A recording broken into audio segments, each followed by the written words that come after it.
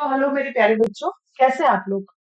मैं आशा करती हूँ जैसे जैसे समय की बेला पंख लगाकर बढ़ रही है, आप लोग भी अपने सिलेबस को कवर करते हुए आगे बढ़ रहे होंगे। देखो बेटा, अभी भी कुछ भी नहीं बिगड़ा है ना। फरवरी लास्ट आते आते आप लोगों का एग्जाम है। अभी भी आपके पास नवंबर आधे से ऊपर है, दिसंबर और जनवरी। अगर आज से भी कोई बच्चा ठान ले कि मुझे अच्छे परसेंट के साथ पास होना है, तो भी कोई बड़ी बात नहीं है। वो बहुत अच्छे से कर सकता है। जैसा कि मेरे निर्वाण सीरीज में अभी एसएसटी चल रहा था, आप लोगों को पता है। तो मैंने एसएसटी के 180 क्वेश्चन करवा दिए हैं बच्चों को। जो शॉर्ट टाइप के क्वेश्चन है और वेरी शॉर्ट टाइप के क्वेश्चन है, वो तकरीबन मैंने आपको 180 क्वेश्चन करा दिए हैं। ये आपको तभी मिलेगा जब आप मेरे चैनल को लाइक करेंगे, सब्सक्राइब करेंगे, तो आपके पास ऑटोमेटिकली नोटिफिकेशन आ जाएगा। तो आप इसको सब्सक्राइब कर लें। 10th क्लास की निर्वाण सीरीज को आप देखें, बहुत ही यूजफुल है। नहीं देखें, आपकी इच्छा। मैंने बताया था कि कुंभ का मेला नहीं है तो 12 साल में एक बार लगेगा। हर साल 10th लगेगी, अगले साल फिर बैठ जाना। और जिन्हें पढ़ना है वो पढ़े, कोई दिक्कत नहीं है, है ना। तो आज हम जो पढ़ने वाले हैं बच्चों, वो साइंस सब्जेक्ट है। आप स्लाइड में दिख रहा होगा कि मैंने इसमें बाइलिंगुअल दोनों भाषाओं का उपयोग किया है, ताकि हिंदी मीडियम वालों को भी इसका यूज हो जाए और इंग्लिश मीडियम वालों को भी। ठीक है, क्वेश्चन बहुत औसम है। आप इसे पढ़ें और इस सीरीज का बहुत यूज करें, उपयोग में लें। सिर्फ देख के टाइम पास नहीं करें। 20, 25, 30 मिनट देने से अगर कुछ आपको लर्न हो रहा है तो बहुत अच्छी बात है। देखो, किताब खोलते हैं, किताब में हमें क्या होता है कि याद नहीं होता। लेकिन अगर आप जैसे सोने के लिए गए या अपन टहल रहे हैं, तब आप इस सीरीज को चला लीजिए। मैं तो कहती हूँ कि कॉपी पेन लेकर बैठे, एक एक चीज को नोट करिए। इससे ये होगा कि इंसान एक पहले आपको भटकना नहीं पड़ेगा कि यार मैं केमिस्ट्री कहाँ से पढूं, फिजिक्स कहाँ से पढूं, बायोलॉजी कहाँ से पढूं। सबको एक जगह मिल जाएगा। समझा रहे हो। अभी समझ बहुत से बच्चों को नहीं आएगा। उनको कब आएगा? उनको आएगा एग्जाम की एक नाइट पहले। एक एक बात ध्यान रखना, मेरी सब याद आएगी आपको, क्योंकि पढ़ने से पहले पढ़ चुकी हूँ। ठीक है, क्लास 10। चलिए आगे बढ़ते हैं अपन। आज स्टार्ट करने वाले हैं अपन सब्जेक्ट साइंस।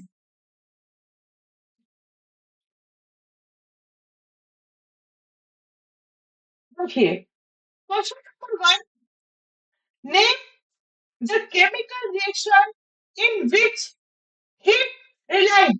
ठीक है, इस रासायनिक अभिक्रिया का नाम बताइए जिसमें ऊष्मा निकलती है। आपको ऐसे रासायनिक ऊर्जा का नाम, उसे हम क्या कहते हैं, वो आपको इसमें बताना है। ठीक है, तो ऊष्मा निकलना, जैसे कि हाइड्रोजन को जलाएंगे, उसमें से क्या निकलेगी? निकलेगी, दिख रहा है। अभी भी कहते हैं एक्सोथर्मिक।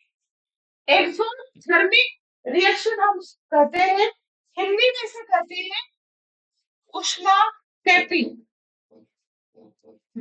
ऐसी सभी रासायनिक अभिक्रिया जिससे ऊष्मा निकले, हीट निकले, उसे हम क्या कहेंगे? एक्सोथर्मिक या ऊष्मा क्षेपी। Question number 2, which disease is found in human due to the deficiency of iodine? Iodine की डिफिशियंसी के कारण, आयोडीन की कमी के कारण हमें कौन सा रोग होता है? तो आप देखेंगे हमें जलगंड, है ना?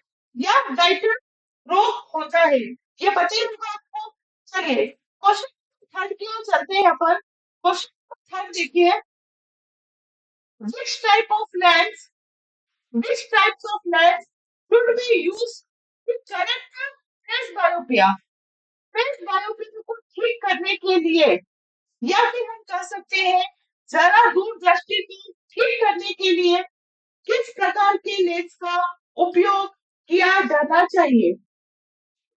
तो इसका आंसर है ट्रीफोकल लेंस, जिसमें दो ही तरह के लेंस हो। अब फेस बायोपिया या जरा दूर दृष्टि दोष होता क्या है? जिस ये एक एस्प्रोच है आइस का, आंखों का, जिसमें हमें ना तो दूर की वस्तु है, की वस्तु है, स्पष्ट दिखाई नहीं देती। इसलिए तो बाइफोकल है। दो तरह के लेंस है, दूर का देखने के लिए भी और पास का देखने के लिए भी। हाँ, तो क्वेश्चन से पूछे प्रेस बायोपिया में कौन से लेंस का यूज करते हैं, तो हम रहेंगे बायोफोकल लेंस। या अगर हम हिंदी में कहेंगे तो जरा की दृष्टि को ठीक करने के लिए किस प्रकार के लेंस का यूज करते हैं, तो ये हो जाएगा आपकी द्विफोकल lens. Now the question next, what is the SI unit of electric current. Note कीजिएगा, मोस्ट मोस्ट आईएमपी क्वेश्चन, बहुत बार एग्जाम में पूछा गया है, आगे भी पूछे जाने की प्रबल संभावना है। और इसका आंसर क्या हो जाएगा आपका, एम्पियर। हिंदी में बात करें तो विद्युत प्रवाह की एसआई इकाई क्या है, तो वो हो जाएगी आपकी एम्पियर। अगर क्वेश्चन पे एक फिक्स निगाह डालें तो name the chemical reaction in which heat release, वो क्या होगी आपकी, एथो एक्सोथर्मिक। इसमें ऐसे ने कभी किया था, नाम बताइए, जिसमें ऊर्जा निकलती है, तो एक्सोथर्मिक। दूसरी होती है, आप आयोडीन की कमी से कौन सा नहीं बचा है, तो आपका गलगल निकलेगा, या फिर गाइटर भी बोल सकते हैं आप। Which types of lens should be use correct presbyopic, presbyopia ठीक करने के लिए हम कौन सा लेंस यूज करते हैं, बायोफोकल लेंस या द्विफोकस लेंस, जरा दृष्टि दोष को या जरा दूर दृष्टि दोष को ठीक करने के लिए। What is the SI unit of electric current, अभी बताया मैंने, एम्पियर। विद्युत प्रवाह की एसआई इकाई क्या है, एम्पियर। चलिए, now next question, question number 5 आपका आपके सामने है। आप पढ़िए इस क्वेश्चन को। लिखा है, who discovered magnetic effect of current, who discovered, खोजा, किसने खोजा, मैग्नेटिक इफेक्ट ऑफ करंट, मतलब कि जो मैग्नेटिक होती है उसमें क्या होता है, करंट होता है। विद्युत धारा के चुंबकीय प्रभाव की खोज किसने की, तो Oersted, Oersted. Question 6, question number 6 है, in double displacement reaction what is exchange between the displacement, मतलब कि क्वेश्चन बताया जा रहा है इन डबल डिस्प्लेसमेंट, या किसकी बात हो रही है, डबल डिस्प्लेसमेंट रिएक्शन की। इसमें किस चीज का एक्सचेंज होता है बिटवीन द रिएक्शन, किसका होता है, अधिक के बीच क्या चीज आदान प्रदान होती है, तो ये होती है आयंस, क्या होते हैं, ions. Now seven, seven is to us, what is the gap which sides, बोल रहे, क्वेश्चन नंबर, जस्ट वेट,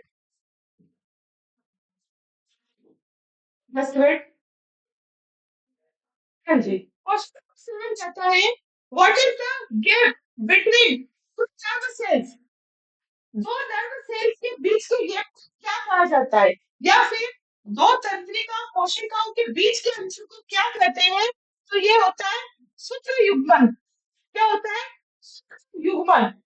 ठीक है, आगे चलते हैं, question number 8, what types of lens used, correct, आप किस तरह के लेंस का यूज करेंगे, किस सूक्ष्म में, हाइपरमेट्रोपिया, इसके यूज करते हैं कॉन्वेक्स लेंस, और इसको हिंदी में क्या बोलते हैं, दूर दृष्टि दोष। देखिए, दूर दृष्टि दोष को दूर करने के लिए हम क्या करेंगे, यूज करेंगे, मतलब कि कौन सा लेंस, निकट दृष्टि दोष को दूर करने के लिए निकट, आगे याद रखिए, है ना, इस लेंस करेंगे आउटर लेंस, है ना, निकट आ रहा है, अनिल में भी नहीं आता है, और इसमें क्या लगा है अब, तो इसमें कौन सा लेंस यूज करेंगे, आउटर, मतलब आपका टिल्ट लेंस। क्वेश्चन 9, क्वेश्चन 9 कहता है, what is the potential unit of electric energy, electrical energy की कमर्शियल यूनिट क्या है? अगर हम हिंदी में बात करें, फिर पूछे कि वाणिज्यिक इकाई क्या है? किलो या किलोवाट घंटा। क्वेश्चन 10। नाउ द क्वेश्चन 10, देखिए क्वेश्चन नंबर 10 है, what is the frequency of AC in domestic? Domestic मतलब घरेलू, डोमेस्टिक सर्किट इन इंडिया। फिर से क्वेश्चन को पढ़िए, what is the frequency of AC domestic circuit in India? तो ये होती है बेटा 50 हर्ट्ज। ठीक है, कितनी होती है? 50 हर्ट्ज। हिंदी में बात करें तो भारत में घरेलू परिदृश्य में एसी की आवृत्ति क्या है? तो वही 50 hertz. Question number 11, what are microorganisms like bacteria and fungi called in food chain? तो इसको बोलते हैं decomposers। क्वेश्चन फिर से रीड कीजिए। क्वेश्चन नंबर 11 आपसे कहता है, what microorganism like bacteria and fungi called in a chain? तो ये होते हैं decomposers। या फिर हिंदी में अगर हम बात करें तो खाद्य श्रृंखला में बैक्टीरिया और कवक जैसे सूक्ष्म जीवों को क्या कहा जाता है? तो ये होते हैं आपके घटक। कौन कौन से जीव? बैक्टीरिया, कवक। Question number 12, what is the product of the action of UV reduction in oxygen molecules? What is the product of the action of UV reduction on oxygen molecules? तो ये आपका O2 या फिर इसको शॉर्टकट में हम कुछ लिखते हैं O3। ऑक्सीजन अणु पर यूवी विकिरण की कार्रवाई का उत्पाद किसने? तो ये आपका है ओजोन 3।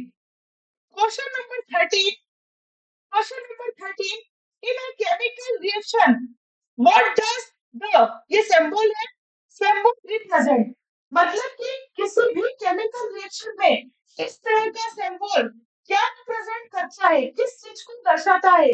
तो ये दर्शाता है फॉर्मेशन ऑफ पार्टिसिपेंट्स। एक रासायनिक प्रतिक्रिया में ये प्रतीक क्या दर्शाता है? तो ये शेप का गठन। चलिए क्वेश्चन 15, क्वेश्चन सबसे कहता है, which part of the brain pressure and balance of the body? Note कीजिएगा, it's a very very very IMP question. ठीक है, तो ये आपका होता है सेरेबेलम। ठीक है, कौन सा? इसको हिंदी में अपन बोलते हैं अनुमस्तिष्क। मस्तिष्क का वो हिस्सा जो कि मुद्रा पोजीशन है ना, यहाँ पे पोजीशन होना था, पोजीशन संतुलन को नियंत्रित करता है, वो होता है अनुमस्तिष्क। क्वेश्चन 15, क्वेश्चन नंबर 15 सबसे कहता है, which components of human eye contain the amount of light inside the eye? फिर से पढ़ते हैं क्वेश्चन, मुझे पता है आप लोगों को समझ में नहीं आया।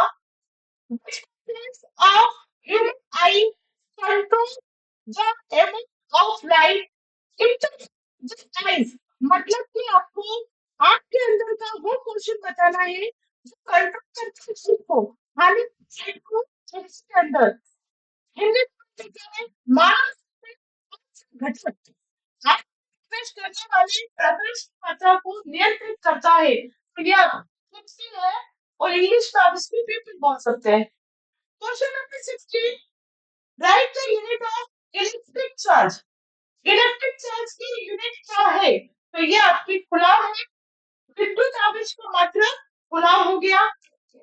ठीक, how many poles does a magnet have? Magnet में टोटल कितने पोल होते हैं? मैग्नेट आपने देखी होगी, दो पोल होते हैं इसमें, नॉर्थ और साउथ पोल। ठीक है, चुंबक में कितने ध्रुव होते हैं?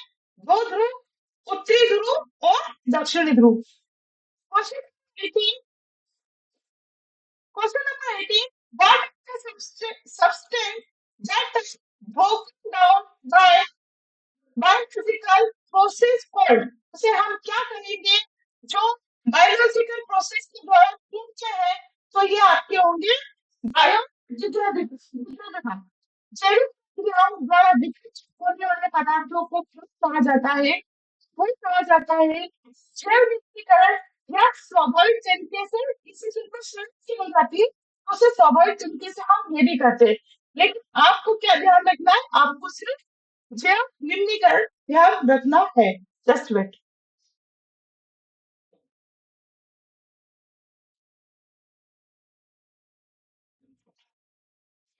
चलिए, क्वेश्चन नंबर 19। क्वेश्चन 19 कहता है, वह बहुत अच्छा क्वेश्चन है और इसका आंसर दीजिए। और आप जनरली पूछ भी सकते हैं ये सवाल आप घरों में। Question number 19, why silver and gold items do not earn।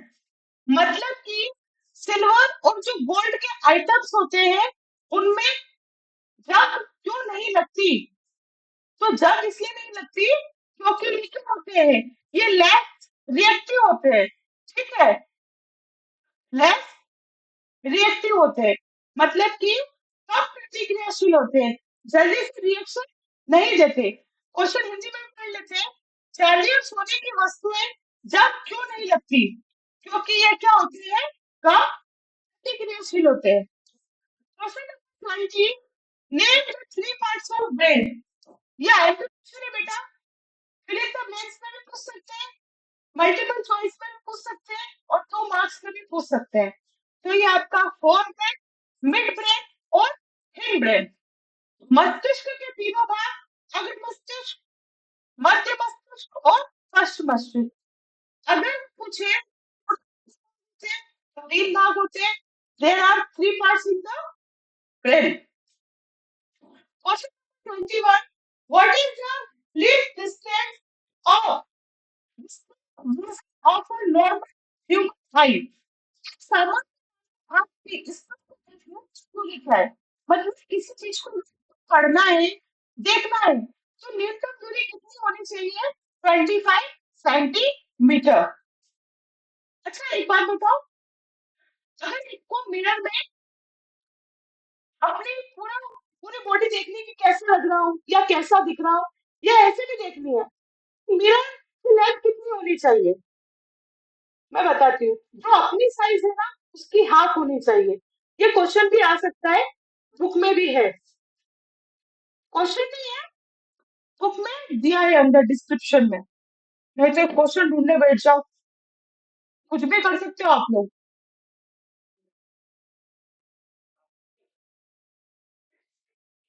Question number 22, what is the unit of power. Power की शक्ति की यूनिट क्या है, तो ये आपकी वॉट है, पावर की इकाई वॉट है। Question number 23, the most important device protection against damage due to the short circuiting or overloading is। आपको उस डिवाइस का नाम बताना है, इन विरुद्ध कार्रवाई करता है, तो ये है आपका fuse wire.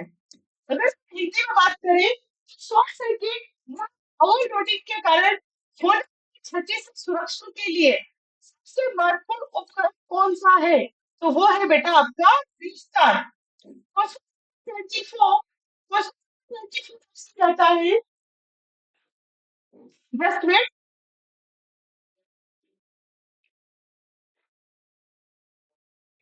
Name the carbon which is used fire extinguisher and a, जो आपके रेफ्रिजरेटर है आपको उस कार्बन का नाम बताना है जो इन दोनों में यूज होते हैं।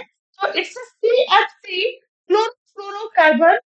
इस कार्बन का नाम बताइए जो अग्निशमक यंत्रों और शीतलकों में यूज होता है, तो ये है क्लोरोफ्लोरोकार्बन। CFC बताना हो पूछे तो आपको पता होना चाहिए, क्लोरोफ्लोरोकार्बन। और इसका किसमें यूज करते हैं, अग्निशमन और शीतलकों, मतलब एसी वगैरह आपके, रेफ्रिजरेटर आपके। क्वेश्चन 25, क्वेश्चन नंबर 25 है, ये लास्ट क्वेश्चन है, इसके आगे के हम कल करेंगे। Question number 25, right the name of equation in which There is an exchange of joint between the reaction. अभी आपने ऊपर ही पढ़ा था, वापस आ गया ये डबल डिस्प्लेसमेंट रिएक्शन। उस समीकरण का नाम बताइए जिसमें अभिक्रियाओं के बीच संयोजकों का आदान प्रदान होता है। तो ये आपकी है दोहरी विस्थापन प्रतिक्रिया। ठीक है, आज 25 क्वेश्चन पढ़ेंगे। कल हम फिर से 25 क्वेश्चन का रिवीजन करके इसके आगे बढ़ेंगे। ठीक है, फिर से कर रही हूँ। अब देखिए, जो लोग मेरे साथ इसके पहले की सीरीज में थे उनका बहुत फायदा हो चुका है। अगर अभी भी आप नींद से ना जागे तो इसमें मेरा कोई फॉल्ट नहीं है। एसएससी जिन बच्चों ने मेरे से पढ़ा है और जिन्होंने नहीं पढ़ा है, जिनने पढ़ा तो क्वेश्चन के साथ आज मैंने साइंस भी स्टार्ट कर दिया। 25 क्वेश्चन इसके भी हो चुके हैं। तो मैं फिर कहूंगी कुछ नहीं बिगड़ा है, अभी भी जा सकते हो, अभी भी आप इसके साथ लगे रहे। ठीक है, जल्दी मिलती हूँ मैं आपसे नेक्स्ट वीडियो में। तब तक के लिए जय हिंद, जय Bharat, thank you very much.